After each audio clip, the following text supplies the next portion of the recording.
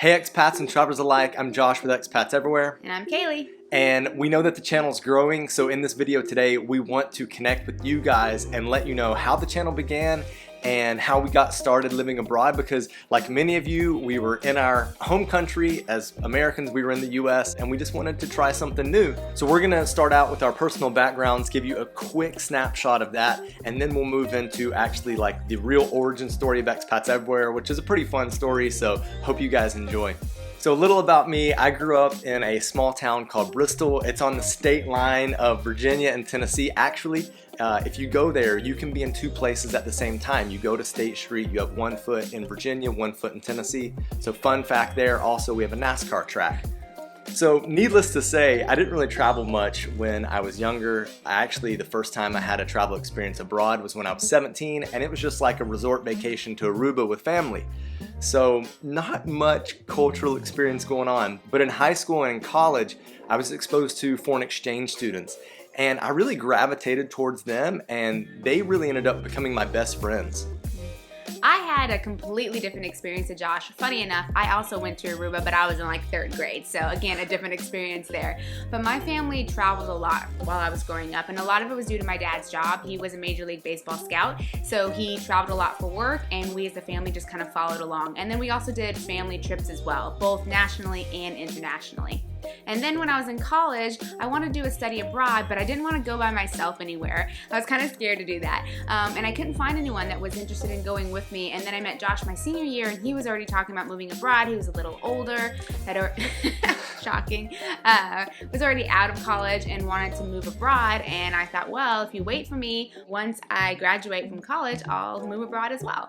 At this point, you guys are probably wondering how we met. Right, so like I referenced, we met my senior year. We both played soccer, and actually we went to different colleges, but we were in the same conference and our teams played against each other. So we were actually really big rivals. For sure. And since we both played soccer, that's essentially how we met. That's how we met. Now, how did we get started as expats? Well, in 2008, Kalie and I decided to move abroad and experience what it was like traveling and living in a new country. Long story short, we ended up in Madrid, Spain after backpacking Europe for 35 days, where we visited 17 different cities. So you do the math, we did not stay in one place for too long. We were such newbies. It was a lot of traveling, and we had all of our stuff with us. Stupid. But once we arrived in Madrid, we really stumbled our way through things, as Facebook wasn't really big then. It was kind of new, and so those types of connections and meetups weren't really a thing. But we did, however, start to network with people in real life and just try to piece together the rest by reading blogs.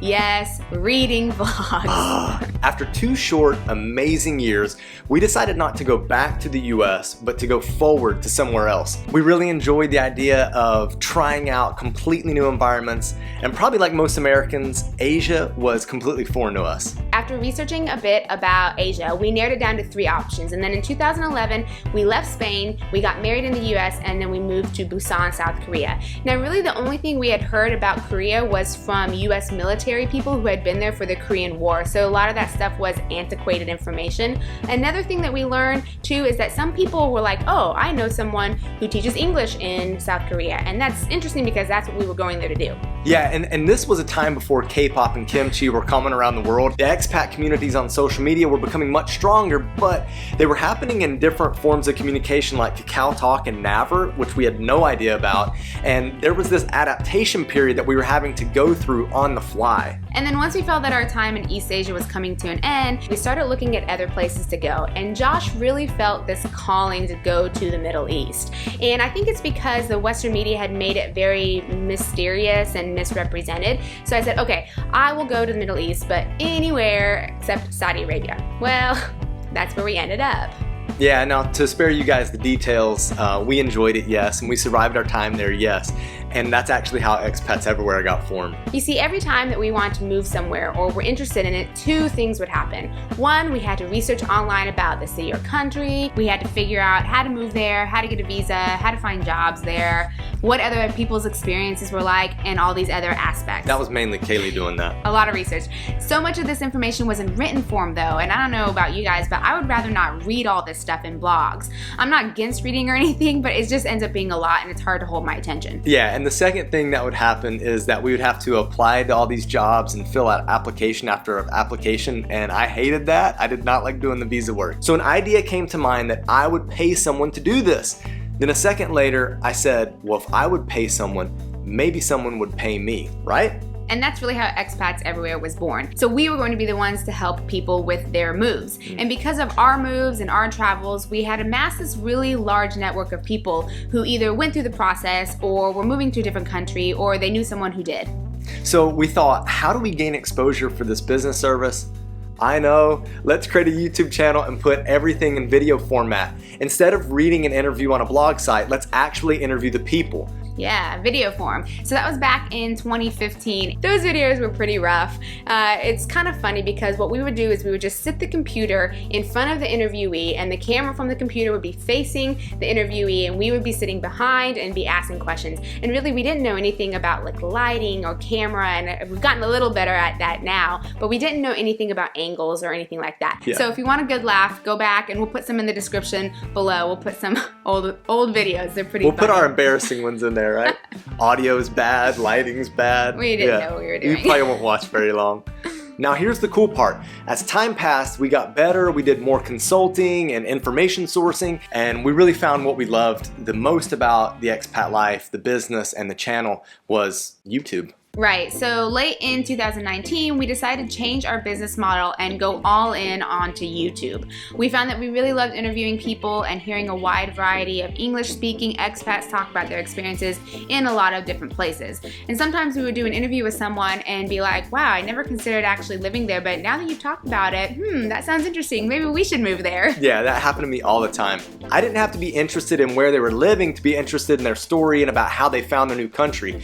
That was really cool. What else was cool is that in spending more time on YouTube, that meant that we were able to reach more people. And by reaching more people, we were able to help more people. We were able to be people's starting point for their new journey. So while Expats Everywhere as a business had shifted and we were only doing media and content creation, we were still holding true to our original tagline, which is Expats Everywhere, your guide to a new life abroad.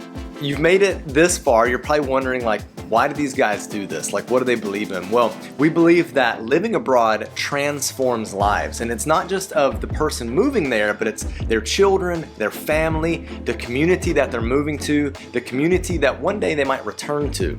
It really has an ability to transform lives, and that's why we do it. And I think that we have personal experience of seeing this transformation in our own lives, and then because we do get to interview a lot of expats, we get to see this transformation happening in their lives and their family lives and their communities' lives as well. So with each of our videos, our motto is to inform, entertain, and inspire. Now we try to do all three of those things in each video, but if we can only hit 2 out of the 3, that ain't bad. If you believe what we believe and you want to support us, then there are a few things you can do. Make sure that you like our videos and that you also share them on your social medias. And then your comments are encouraging and help build the positive community that we strive to foster. That's right. And if you guys want to support us even further, then consider joining our Patreon by clicking the link here, where you'll get extra resources, access to a tighter community of like-minded individuals that are helping each other, and a more personal connection to us, and more. Let's get moving. Bye.